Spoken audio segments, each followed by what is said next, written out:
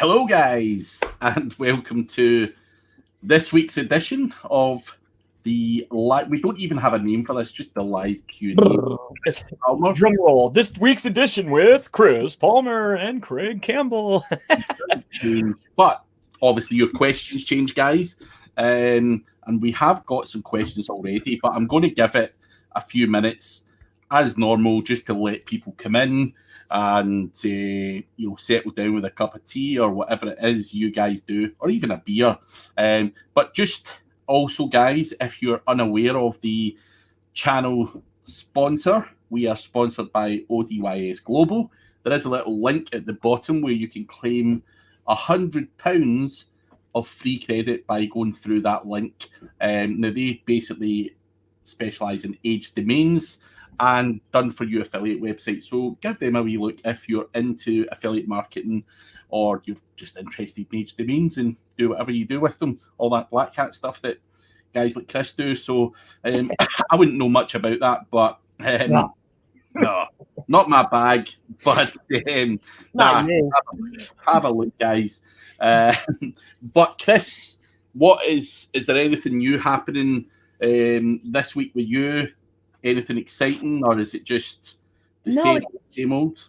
And I'm actually thrilled about that. No, it's been pretty much the same, pretty consistently. It's been going very well. Just been busy and chumming out videos galore. I see. Yeah, I'm typing in the tags on one right now. I'm about to release one for the boys and the girls. when you're typing in these tags, how often do you slip my name into those tags? It really depends on the particular keyword. If I know that you are highly ranking for a particular keyword that I'm targeting, then I might throw it in. So like I noticed a lot of that. I was going to start doing a couple not reviews, but walkthroughs with the SEM. So like SEM Rush, I'd include your name. Not the black hat because I'm competing. You have another video like for the CTR or not CTR. Anything that you're beating me on, then I might throw it in there. Yeah. Well, just so you know, I'm preparing a fucking barrage of videos. So I'm coming back. I've been slacking on that side, so I'm coming back and going to be launching a whole bunch of shit.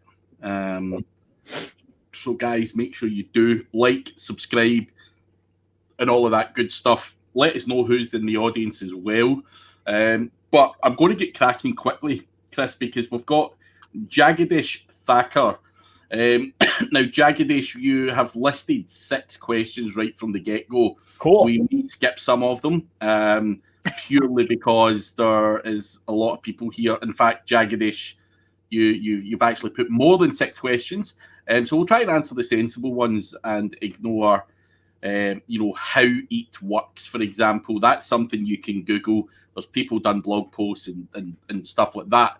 But we'll go through some of your questions, Jagadish.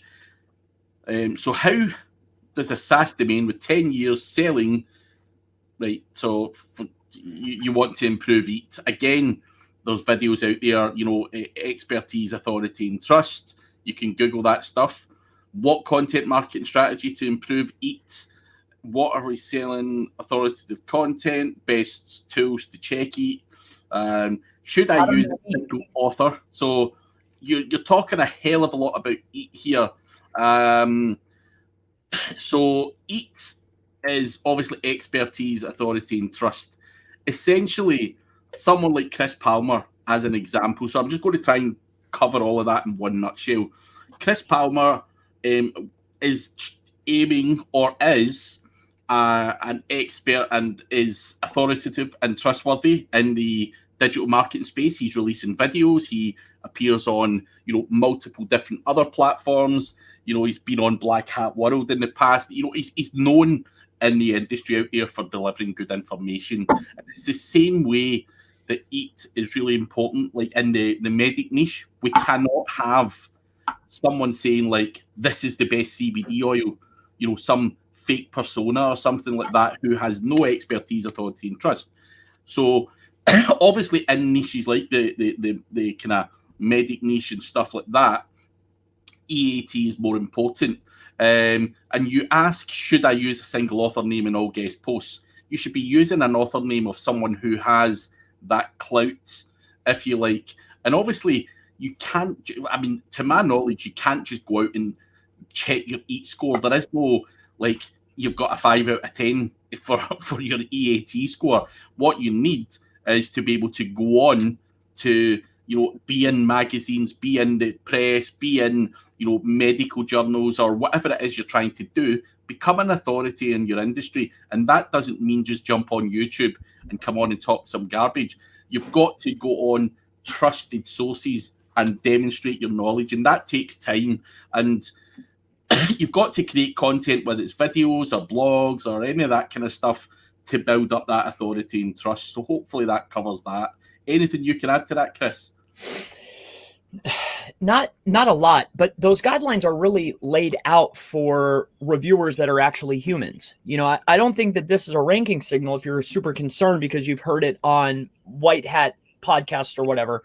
I would be more concerned about building out content and getting people that are trusted sources to write the content, exactly what Craig said. So there's not really much to add, except for I wouldn't focus so much on EAT. I'd focus on quality content and getting reputable sources to produce the content. That's what I'd be looking for, depending on your niche. So hopefully that helps you. I hope. I'm going to put you in the spot, Chris. Sure. What is passage ranking and how does it work? And wait. What's the difference between a featured snippet and passage indexing? I've never heard of passage indexing. I'm not really sure what passage indexing is. Do you know? Is this a new? I have no idea. I'm just hoping that you knew. Never heard of that terminology. Someone's coined a new term. I'm stealing that. It sounds interesting. I actually think, I think that other people are coining terms. I think it's terminology that has came out like from one of these blogs. It's the only thing that I could think of. It's a coined term for something that maybe is going to be an update. But other than that, it's not a thing. I think it's a coined term for it's a new future update is all I'm thinking. Yeah. I have no idea what passage indexing is and or passage content or whatever it was. So, sorry, man. Can't help you with that. Craig Mullins is ready for a drink. Paul Hogden saying that someone's keen. But Paul Hogden is looking for advice. He can employ an authority website. I am creating on internal backlinking. What is a good solid strategy for getting the best out of an internal linking strategy, Chris? What would you say? Authority site, I'm trying to create an internal backlinking. What's a good solid strategy for the best out of this strategy, please? So you have an authority site and you want to know what would be the best. Generally with internal linking, it's a matter of whatever the title is for the page. When it's internal, the other page that I'm going to link to that one, I'm going to use the title of that page for the anchor text. That's what I would be looking to do. But aside from that, I really like the strategy of either footer or within the headers because they're weighed a little bit differently. But as far as inside the content for internal linking, it's going to be exact from that page over to the page that I'm trying to push up, because generally the internal is going to be within the silo trying to push the primary keyword top page up, right? Is that what you do, Craig? Yeah. So I would just be ranking up as far as the title within my internal pages. It's hard to give an explanation with words, but that's pretty much it, though. Instead of drawing it out, I could draw it out very well, though. Yeah. We've got Kazi Farhan here. Someone from Facebook. How are you, chaps? I'm good. Chris is good. Elton Musa, what's up, guys? Where do you suggest I buy some cheap proxies? He's wanting to use them for SEO Autopilot. Buyproxies.org is one place. But I'm pretty sure SEO Autopilot also have a recommended one. I can't remember who they are off the top of my head. But yeah, really just, and Jordan Pierce is obviously asking you what type of proxies. But it really depends. Just for the run-of-the-mill SEO Autopilot, I would use what they recommend, and I can't remember off the top of my head what they use, but I personally on SEO Autopilot use buyproxies.org. they work well for me. So that's my recommendation. Chris, I know you're not a user of SEO Autopilot, but if you get any good proxy providers that you can throw in. Generally, if I needed proxies, I was using Blazing SEO proxies. I just had use them as well. Yeah, I like their service, US based proxies. So other than that, that's usually what I go to. You know. Yeah. No, they're also good for some stuff that I've got going on. So yeah, can vouch for them. Never had a problem. Ryan Houghton, we are good. Good to see you, man.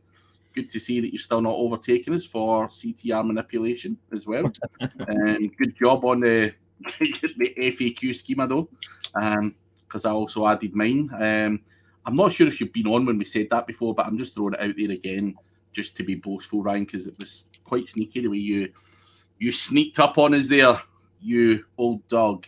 But yeah, but Stoned Ape, I bought enterprise package from Noem, 300 plus branded Web 2.0. Can I use them all in automated branded syndication network, or is that overkill? You can. The problem with this is if you have 300 of these Web 2.0s and they're all different, it rings a little tingle in my ear, because that sounds to me like not all of them are going to be reputable Web 2.0s. There's a lot of Web 2.0 providers. I would personally rather go for like the top 10, like WordPress, like Tumblr, like, the ones that are tried and true. I'd rather stick with those and use those as buffer assets or for syndication properties.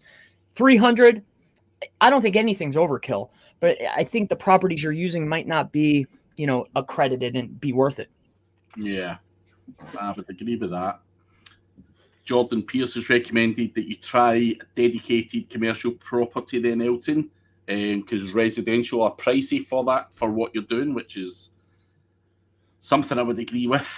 Try and save what you can when you can. Randy Rodet, lunchtime, good to see you, Randy.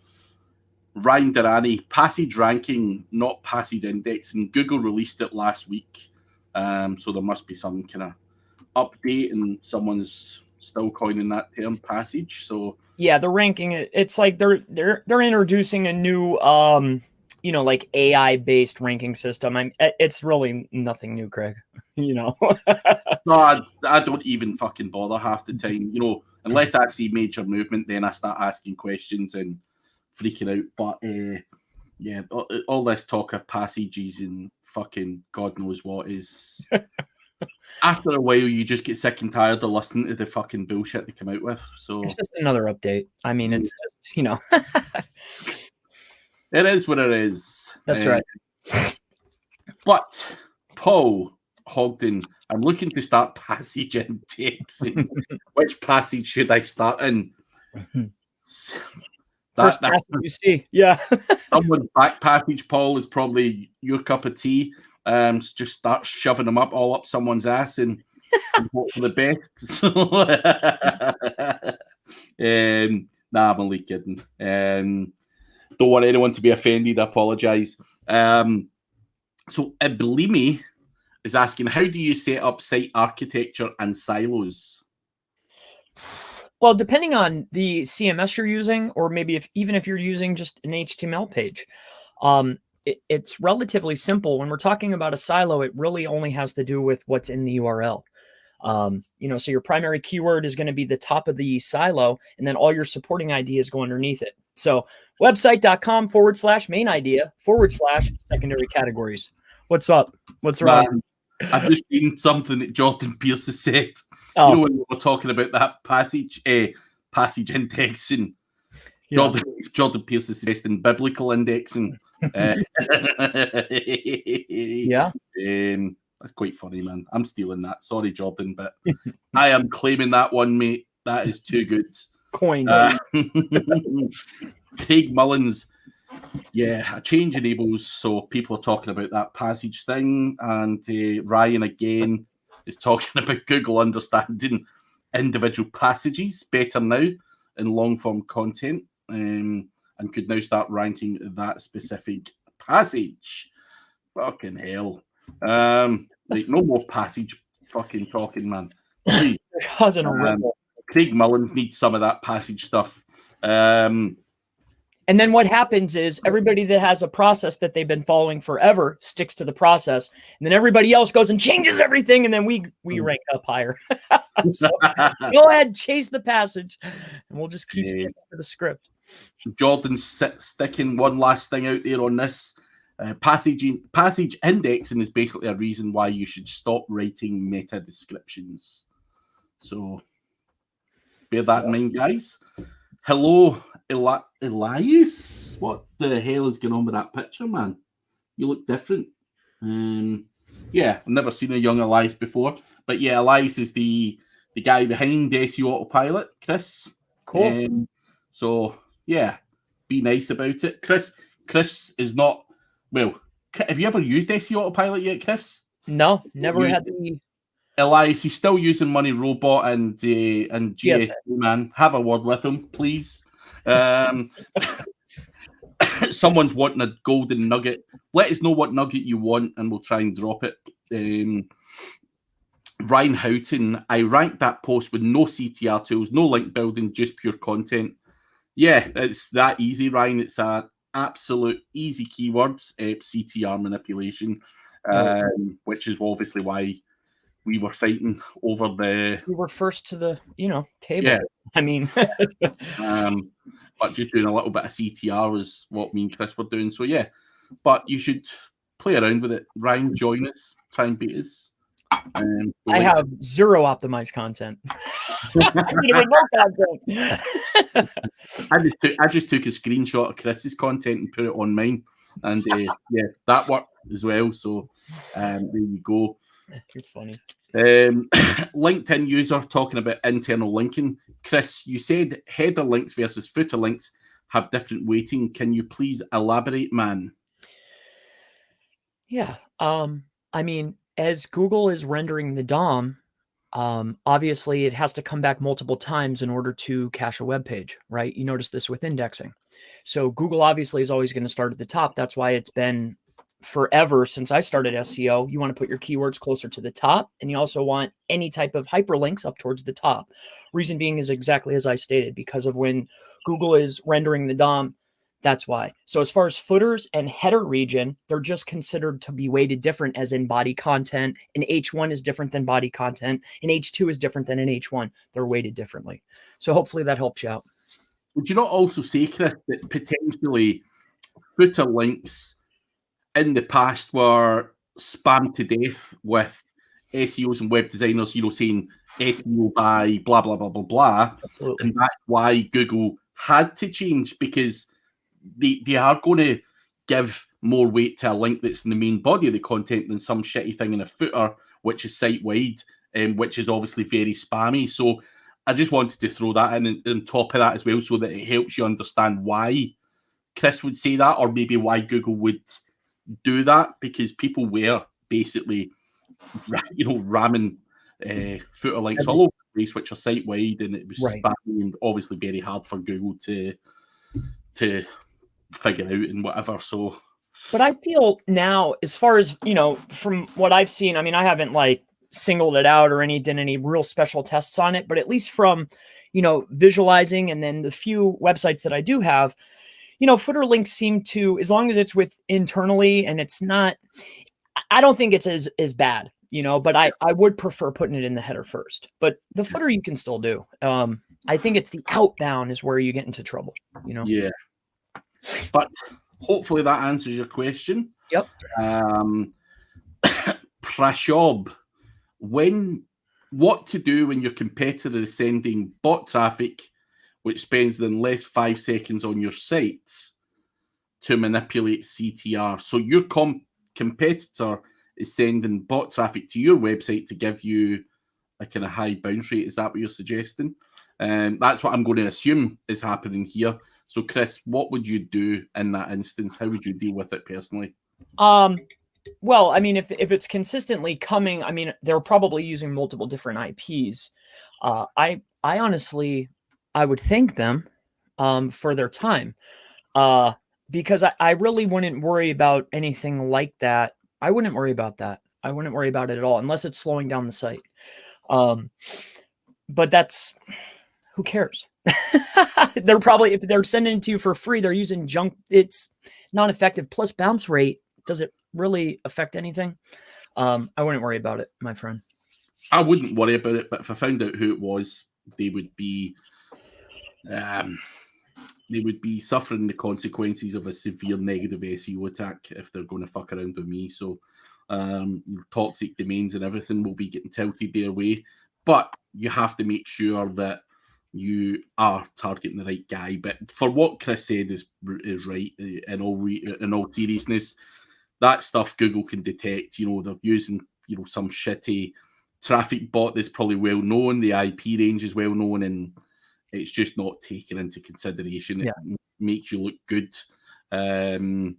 Because in any way, in some way. But here is the thing. I was actually talking to Big Bradley Bennett last night. I was on his show, and he said something that kind of stuck with me.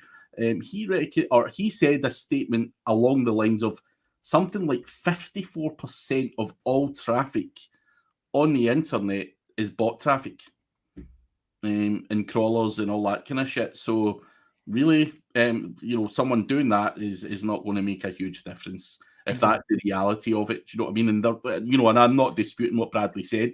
There probably is a hell of a lot of bot traffic out there. Sure. So yeah. Yep. Thought I'd throw that in there as well. And to touch on your point, 5 seconds on the site and then bouncing off a new IP, that wouldn't show an increase in your site if you were trying to do it for positive SEO. So why would it work against you as negative? You see, you know what I mean? And then as far as the negative, I mean, never mind that. Come on, Chris. Have you got something to say? I mean, sending packet requests on, dollar Linux servers is relatively simple with a few scripts. So you could set up 10 servers and send enough packet requests to really shut somebody down if you wanted to do something like that. I mean, I don't know. You just thought you'd throw that in there just randomly, Chris. You're talking about the negative, and it was just playing in my mind like, you could just go take them down if you knew who it was, if they were really messing with you. Yeah. Just throw that in there for fun, You know that people are going to say, Chris, talk to me about that. How do you do that? Well, I was planting the seed. That's what I was just giving them. Oh, packet request. What's that? Interesting question here from Mr. Darani. Have you ran any tests on 304 cloaking to see how long it lasts and how effective it is? That's not something that's not a me question, my friend. It's not something that I do. Really? Come on. You don't cloak no shit?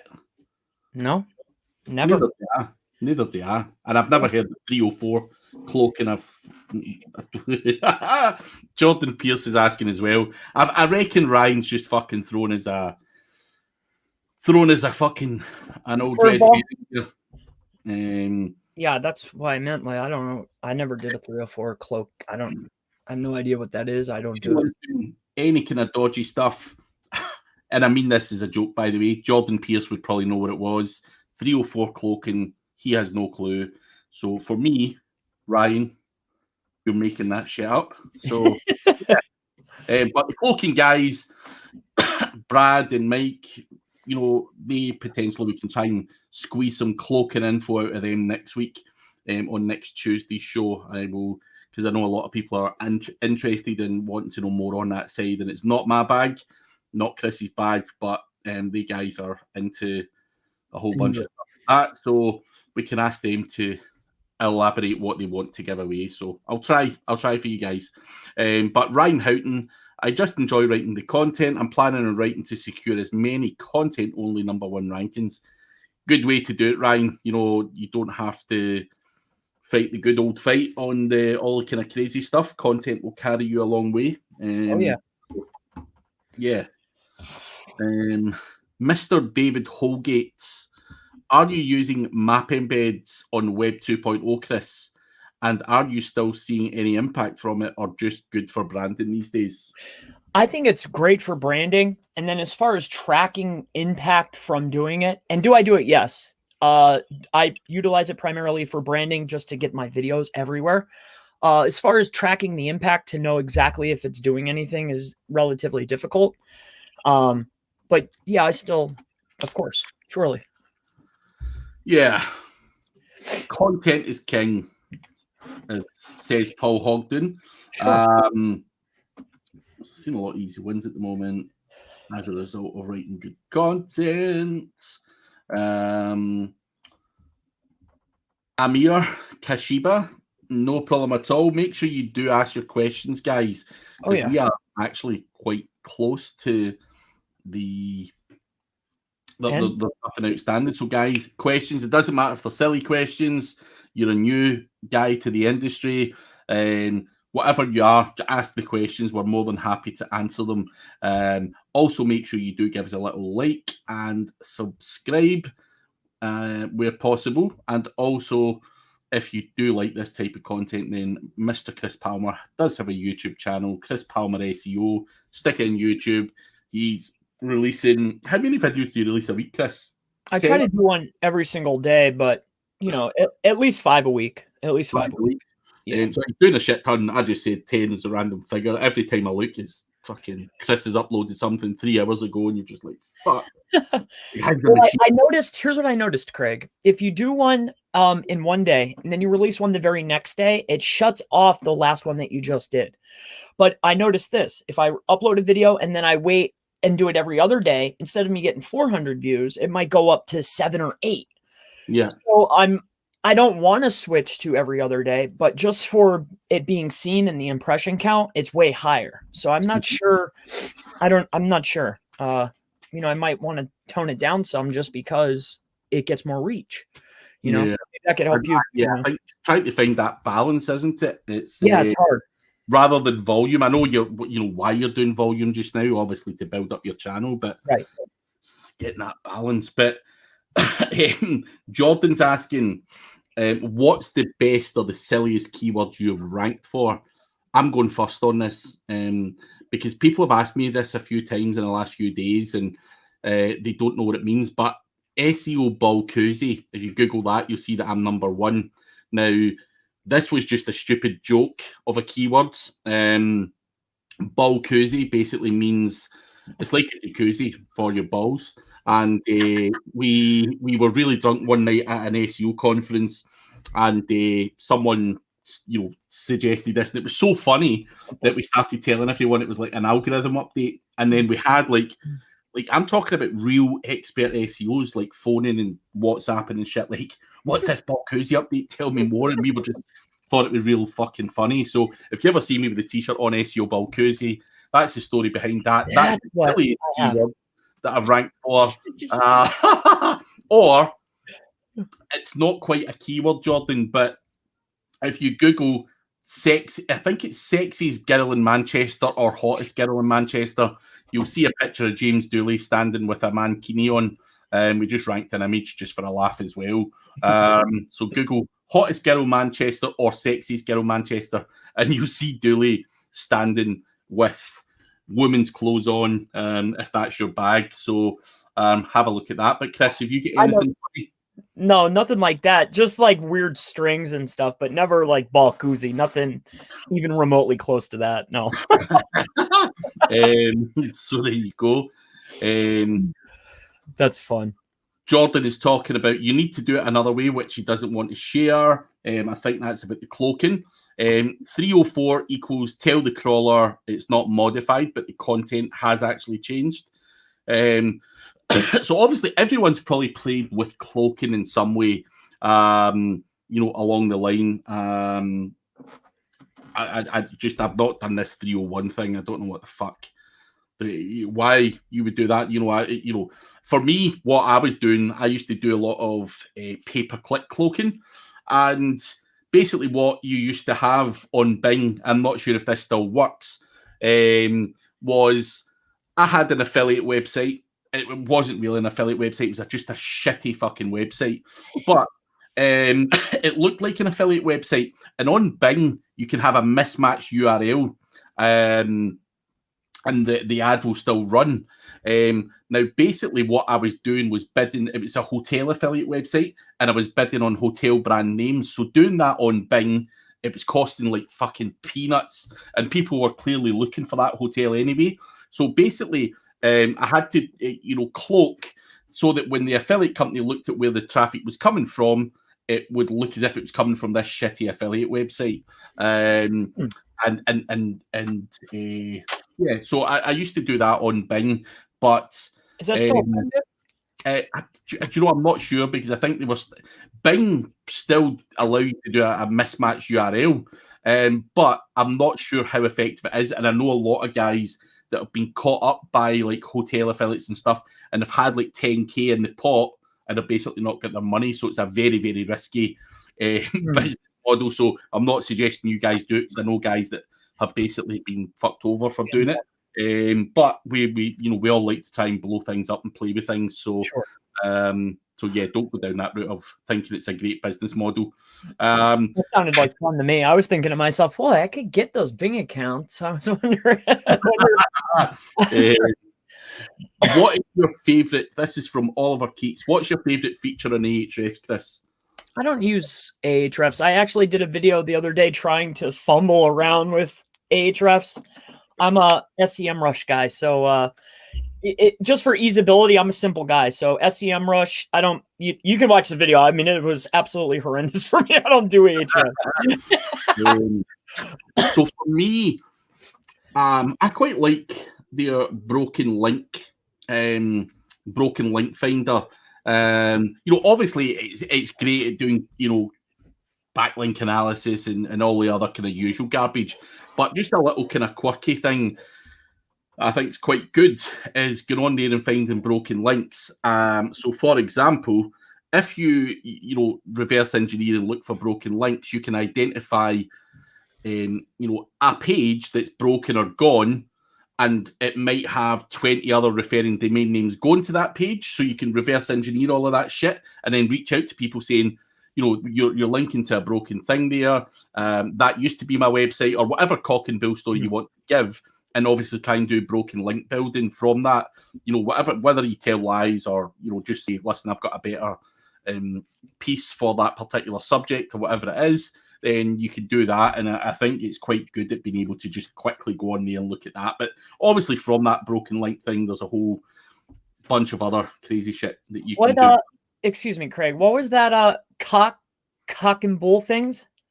Cock and bull, basically bullshit stories. So when you're reaching out to these people, you say, hey man, like, we've changed URL, we've moved over here. Whatever pitch you give to that person is up to you.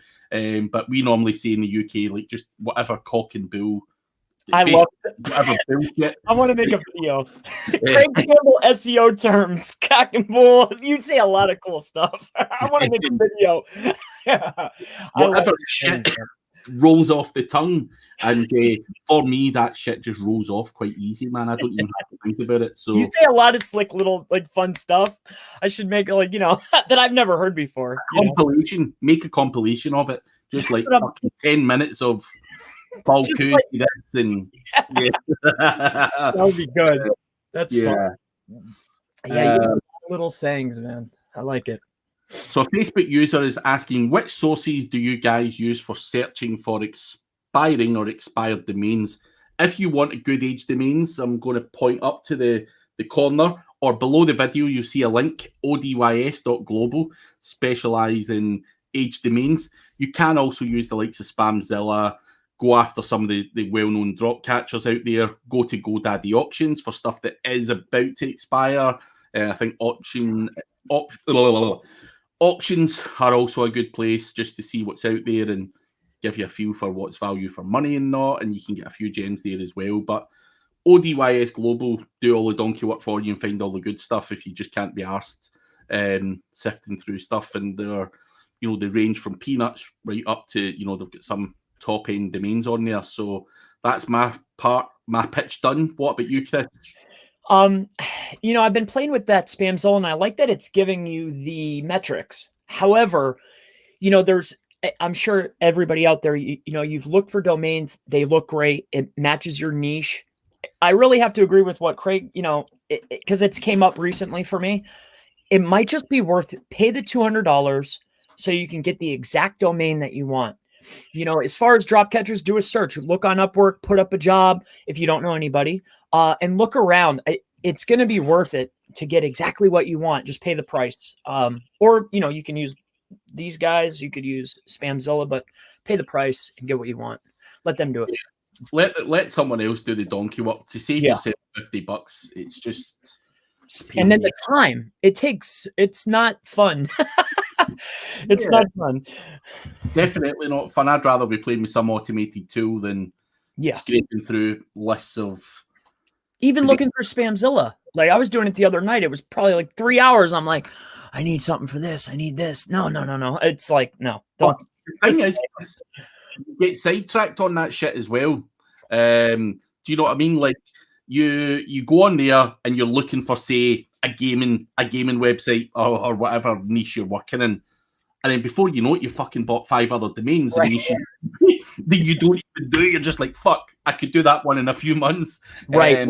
That's me. Maybe I'm a fucking maniac, but you know, I end up buying shit that I don't even need, and I come away there not buying anything to do with what I was on there for. So, and listen, I know SEO guys are all the same. If you're being honest with yourself, you all fucking do that. I don't care what anyone says. Yeah, I've done it a million times.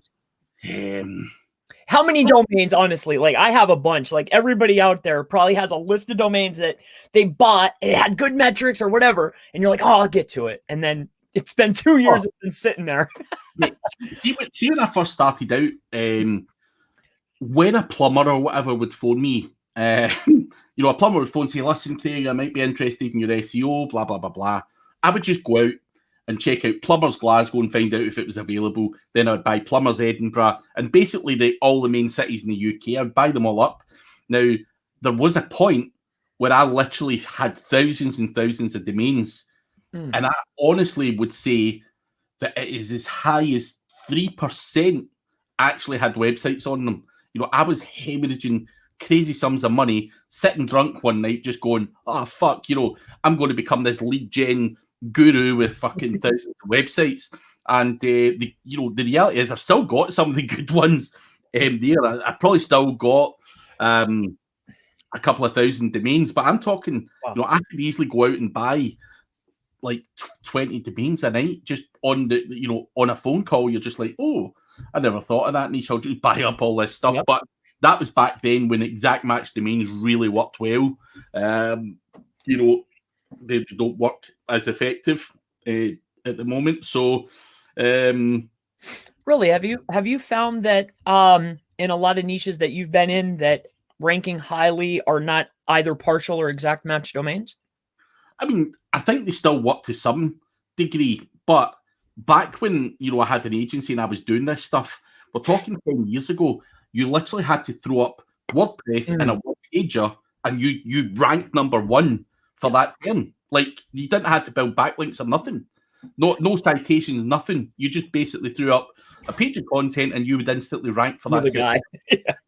So that was that was my strategy. That was how good an SEO I was back then. You know, I knew how to buy a domain and chuck up a page of bullshit content. So obviously times have changed. And that sounds good. David Holgate, he's seen a site selling Donald Trump toilet paper for sale on Flipper. Should I buy it, or is it a crappy bum deal? Oh, they got jokes today, David. That is, I've seen Jeff Lenny also sticking out some good jokes, and some of them are really as bad as what you've just done there. Jeff's been reading some joke books as well. But Craig Mullins, there's another joke. So I created a food bank site ranking for panty soup.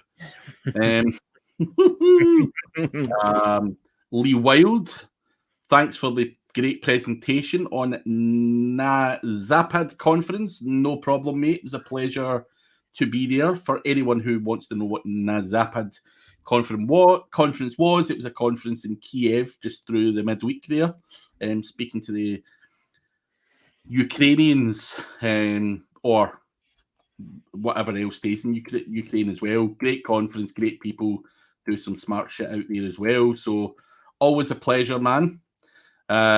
Chris, so great to see you too. Your fans in Ukraine. Do you know Lee Wild? Not off the top of my head. I don't remember seeing them in the comments or anything. No, I might and just not know it. I don't know. I talk to a lot of people, Craig. Yeah. I mean, I've got people coming up to me. Yeah, Craig, remember that time we were talking about this? And I'm like, no, what are you talking about? But anyway, Al Delta, someone who is regularly on the show. Hey guys, I ran a complete campaign on Ranker X to a PBN over a week ago. How long before I see some results? Because I see no change yet. I think you run into that same issue. A lot of times what you're doing is you're building new assets that don't really have any traffic or none, and they don't really have any overall authority. You're just building sites. You're just building pages. That's the issue that I've always ran into. That's, why I like GSA. Yeah, that's spam, but at least it's on a domain that, has some power, So, I mean, I don't know.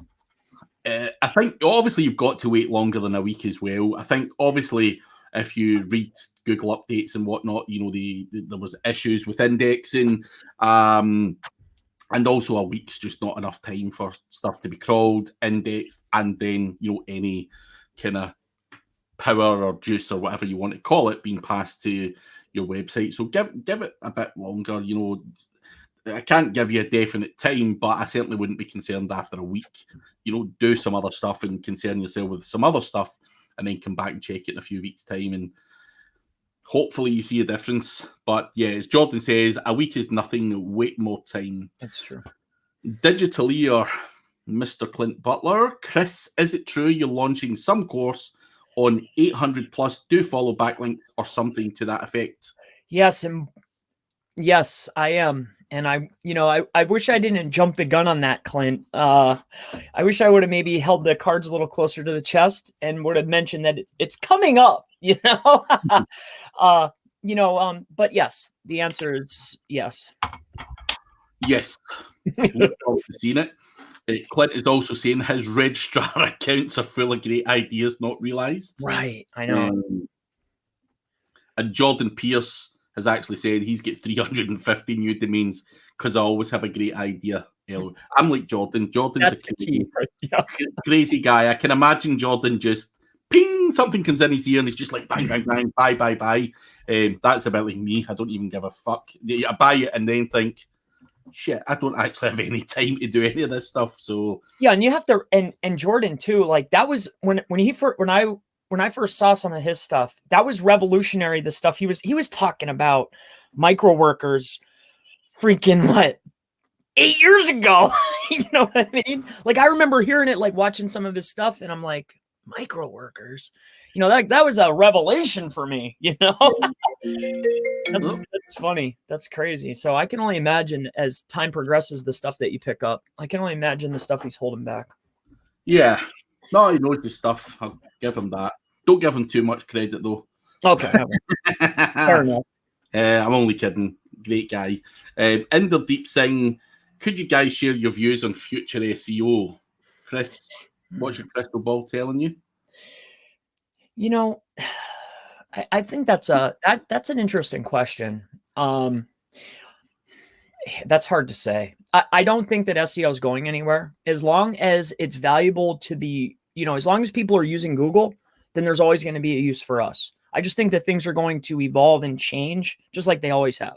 So as long as Google is still relevant and that's still how you get information when you have a question, then we're always going to have, I think it's going to stay the same relatively.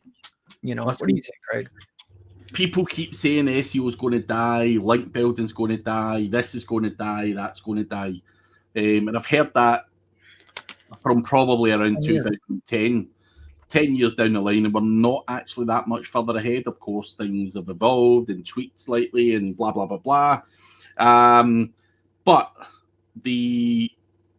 I think, as Chris is right, things will evolve, things will change. You may have to become more of a digital marketer than just an SEO. I think and I think a lot of people are going down that route where they're using multi-channels to showcase their skills, services, and products. Like we're doing with YouTube today. But yeah, you've just got to evolve and go with the flow and not worry too much, like, have I got a year left? Because if you're going to think, oh, I could get into content writing, but SEO might die, you're never going to give it your all. And I think, listen, all of us could get flushed out of the, thrown aside like a piece of garbage, next week if Google decide, but I can't see that happening. There's too much money, too much, the economy and everything else is all revolving around online search, and there's always going to be smart guys who are doing funny things in the background to make things happen, and yeah, I don't see it going anywhere anytime soon. So just it depends on the tactics. You mentioned Jordan, Chris. Jordan and the chaps, Mike and Brad and all that. Doing crazy stuff in GMB and all that stuff. Now, for me, 10 years ago, I can't remember exactly when GMBs came out, but I'm guessing it's probably 8-9 years ago, something like that. Can't remember exactly. But before that, there was no GMB, there was no nothing. And the point I'm trying to make here is GMB came into play. These guys are unraveling ways to manipulate that shit and blow it up. And who knows what's coming out in the future. That's right. But SEO guys are going to optimize and play around and break stuff. And guys like Jordan will tell you, these guys have made a killing from GMB alone. These guys, there's some guys out there that just don't make any other money other than GMB money, pay-per-lead money.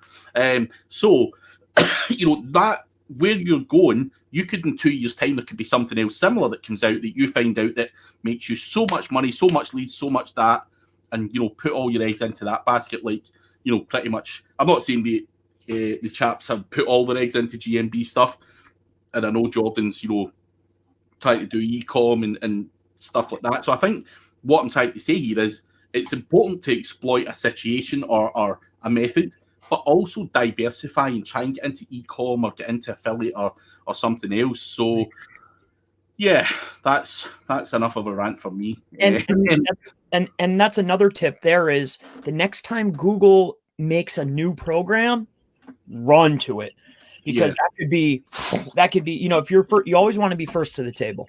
So I think that's another, I wish I would have been on it as soon as it came out instead of later down the line. Yeah. It's a gamble you take though. You go all out on stuff and it can bloody blow up in your face as well. So done that a few times myself. Yep. But reason to design. I've seen a competitor recently using subdomain locations to target other areas, such as location.keyword.domain name, which seems to rank well. Any ideas on this method? Well, I like this method, and what you'll find a lot of times is when you're looking for competitors in particular locations, the pages that are ranking the highest locally are generally websites that are dedicated to a particular area and niche. So this method is really good for building, one website and limiting budget. Reason being is because every subdomain is considered a new entity. So you're able to follow that structure when you're trying to match the SERP for building out your pages and your site. On the subdomain, you can then better optimize that one new site as far as Google's concerned.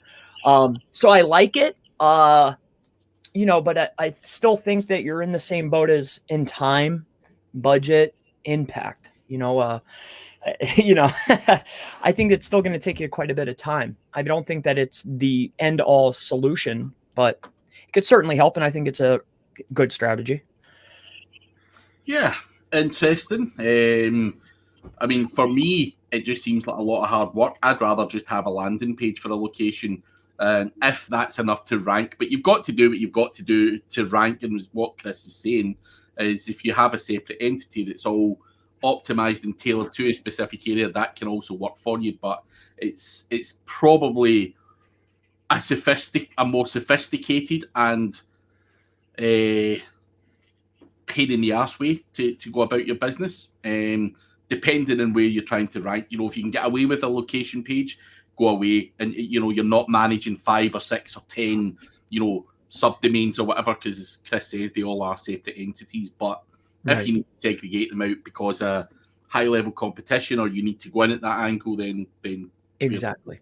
So, That's the key. You hit the nail on the head. It really depends on the competition. If it's high level competition and this is what you need to win, well, then I would be looking at that. But you said it very well. What can yeah, I I say? just want the easiest way to the money. Show me the money, and if that's just a shitty little blog post or landing page, then Exactly. prepare that option. But hey ho, we will do anything to get the money. Yeah. So yes, Ryan, you could purchase the domain, starting a blog and writing content. But you've got your own blog, so concentrate on that, man. That's right. Oliver Keates, what industries or niches would you stay away from in terms of link building clients? I wouldn't personally stay away from anything. You know, if the money's right, whether it's gambling, porn, pills, I've worked in a lot of these niches. As long as the budget's there, then I wouldn't. It's not like for me to stay away. Now, if a guy came to me and said, "Listen, dude, you know, I've got 2K a month, and you know, I want to smash it for a casino in Las Vegas or something," then I'm going to say, mate, you know, that you're wasting your fucking breath here, you know, and stay well clear of them. So, you know, if someone's got the right budget, anything is possible. You know, Donald Trump is the perfect example of that. You know, he's got enough budget to do all the kind of stuff that he's done in the past, you know, in terms of manipulation, fake news, you know, the Analytica thing and everything else. So if the budget's there, anything's possible. But you have to say no to 90% of clients, because there's a lot of people out there who just have crazy expectation and don't have enough budget to you know, match that expectation, and it's always going to be doomed to failure, and the finger's always going to be left pointing at your door saying you're shit at SEO because you never performed on a, you know, a kind of low life budget. So that's the type of people I would stay away from. But as I say, if the budget's right and everyone's expectations are realistic, then anything's possible. That's Anything to add to that, Chris? There's not. That's what I was going to say. It depends on the budget, but that's. I wouldn't stay away from anything as long as I mean, I think moral comes in, but you know, as far as anything, it doesn't matter if they can produce it. So no, There's nothing to add there. Budget dictates everything. Can you help me in how to find the best YouTube channel name which have better ranking? Thank you.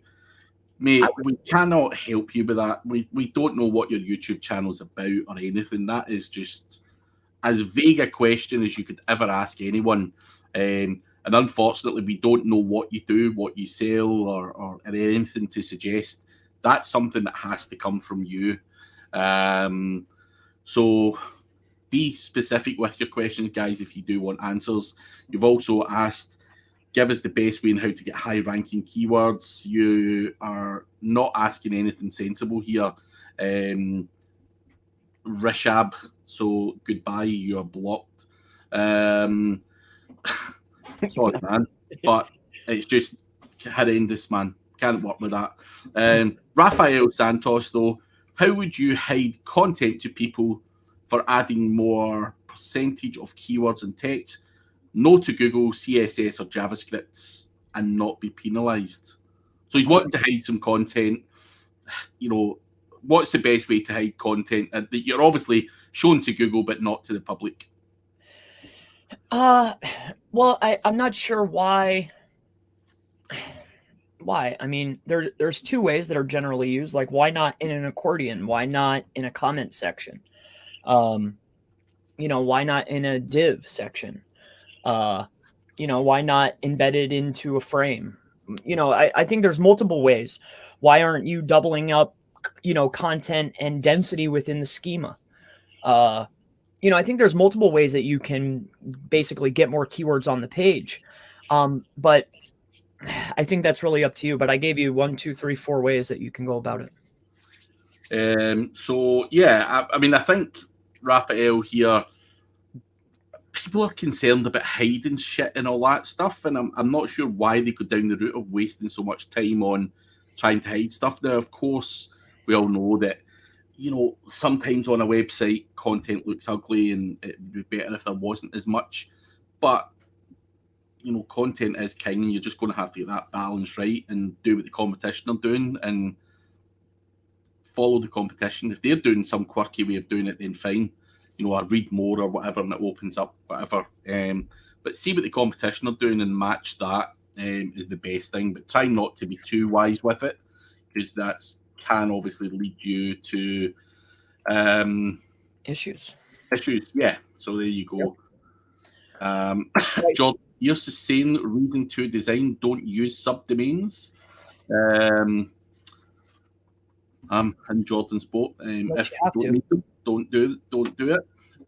Paul Hogden, knowledge bombs. You guys rock. There's only one guy delivering bombs here, and it's not me. Appreciate it, Paul. Doug, Seidl, Chris, do you have any training on how to use MicroWorkers?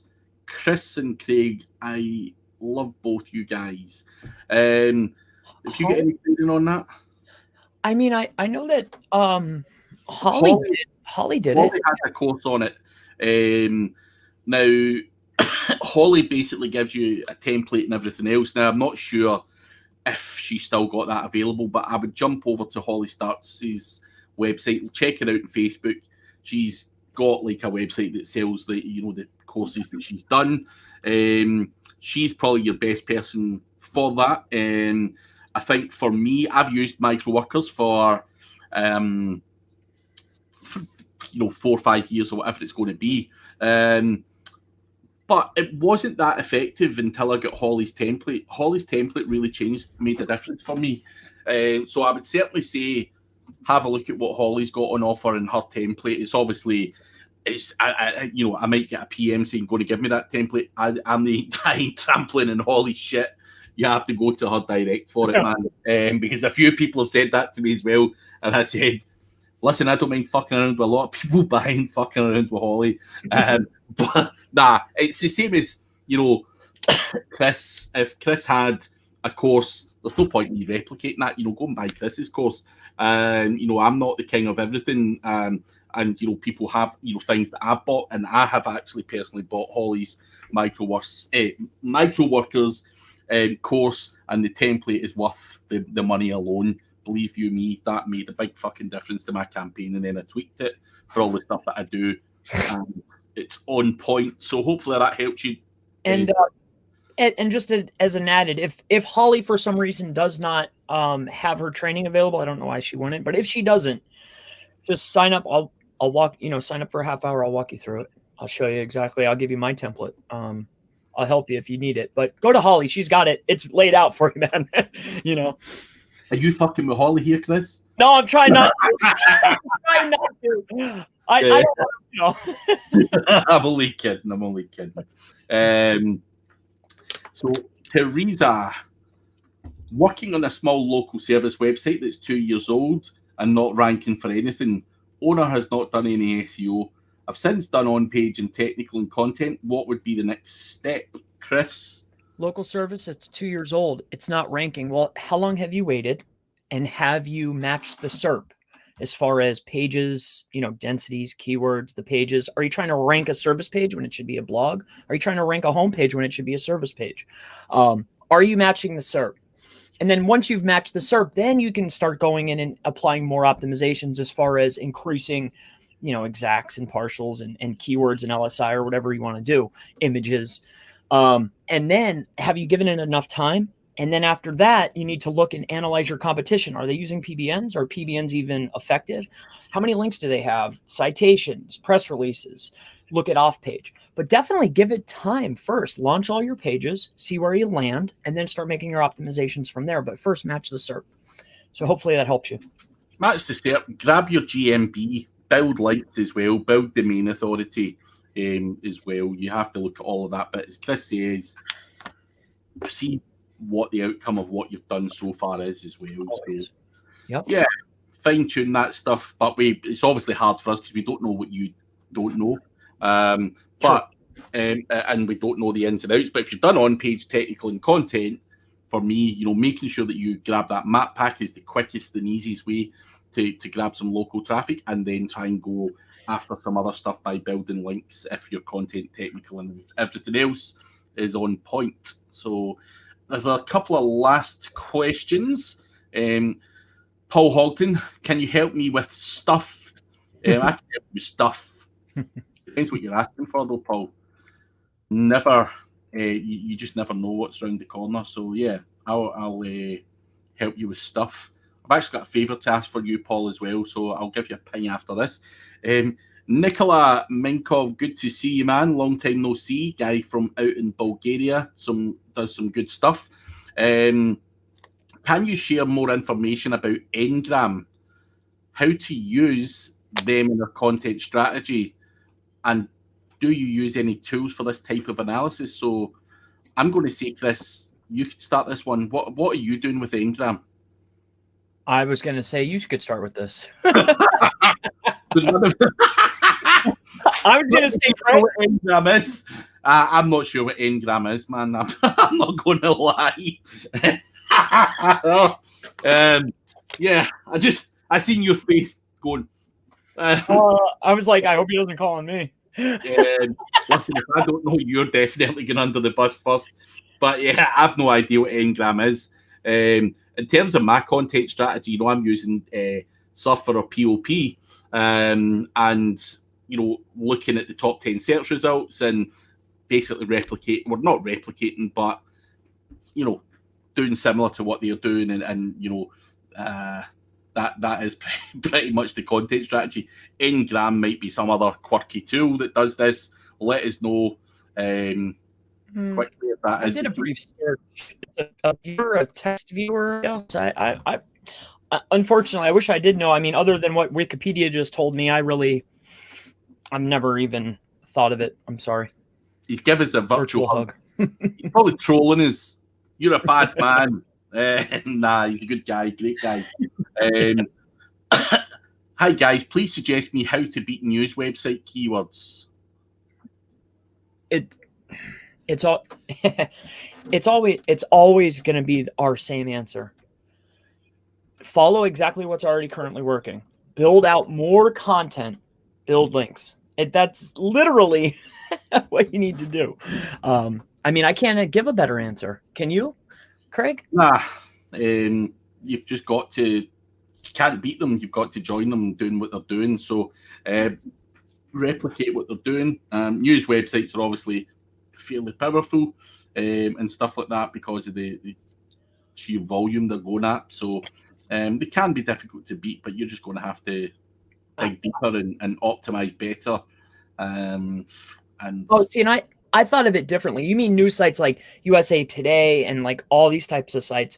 The best strategy then would be, now that I understand, because Craig made it. I'm taking from it. I might have picked it up wrong, by the way. Oh, well, then what I would do is I would see their top performing keyword that they're ranking the highest for that you want to target, pull it into a tool and see what other words that page is ranking for. So you can start, I like the terminology of shaving traffic off of that page, because then you can rank for the lower competition keywords, you know, and then you're building authority that way. That would probably be the angle I would take then, understanding better the question. I thought you just said, hey, I'm a news site and how do I rank better? But yeah, that's probably what I would do. Last one, Lee Wilds. How to fix long response from server, waiting times 3 to 5 seconds in Elementor. The website's made in Elementor and the website's taking 3 to 5 seconds. So what would you do, or what plugin would you use? Well, if you're using WordPress, which you are, first and foremost, I would start at where's your hosting? Where are you hosting your content? And then secondly, if I was going to get a plugin, I'd go with, say, WP Rocket is what I have and what I like. But I would start with the hosting first, start with maybe a little better hosting. If you want cheap, go to maybe cloud hosting, but these VPSs are so cheap. Linux VPSs you can get for $2 a month, and then install your WordPress and then start from there. And then you have lightning speeds and it's cheap, it's easy, it's fast. Why use it? It's for me, that's what I would do. Yeah, it makes a lot of sense. So, there's lots of things, but you could get plugins that can shave off some time. But as Chris says, start with the hosting. The hosting could be the problem. You want to start at the root and then explore other opportunities. But you can certainly shave off some of that time for sure, one way or another. Because you're not talking about page paint and you're not talking about time to first byte. You're talking about the server response. So that means it's a server issue, right? Yeah. So I go right to where's the hosting at? It's got to be on that side. So, and I'm sorry to cut you off, Craig. No, it's all good, but we will be cutting everyone off because we're actually 7 minutes over. That was again another quick hour, but we will be back again next week, guys. So make sure that you do join us. Thank you to you, Chris, obviously for being part of it. Thanks to everyone for all the kind of chat and Jordan Pierce and Paul Hogden and all the other guys in the chat, and for everyone else for the questions. And also to odys.global. Make sure you grab that £100 bonus from them. Free money there. And grab it. Yeah. And also check out Chris's YouTube channel, Chris Palmer SEO. He has a lot of good different tutorial videos as well. And that's why we're all here to learn. So, yeah. See you all next week, guys. Awesome. See you guys. Have a great day. And gals.